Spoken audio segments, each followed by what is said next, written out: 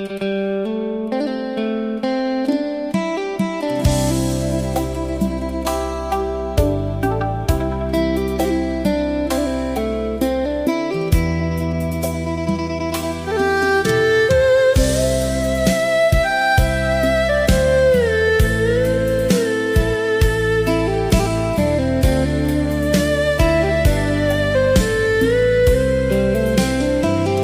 រះច័ន្ទផែនដី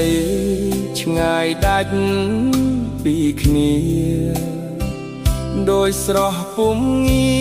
រហើយនឹងរូបបងស្នេហ៍ខវ័ណ្ណណាស់នាំចិត្តសៅមកបងមិនហ៊ានឈោង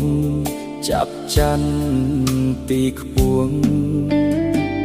បងត្រឹមជាមនុស្សគ្រូតូចទៀបមិនអាចប្រៀបធៀបនឹងរូបចរណៃឋានៈខ្ពង់ខ្ពស់យួរល្អប្រពៃបានត្រឹមស្នេហ៍ស្រីស្មោះស្ម័គ្រម្នាក់ឯងប្រៀបដោយទុនសាយសំលឹងព្រះច័ន្ទតែមិនអាចកាន់ប៉ះពាល់បានឡើយព្រោះច័ន្ទទីខ្ពស់ឈោងមិនដល់ឡើយបានត្រឹមអោបខ្នើយ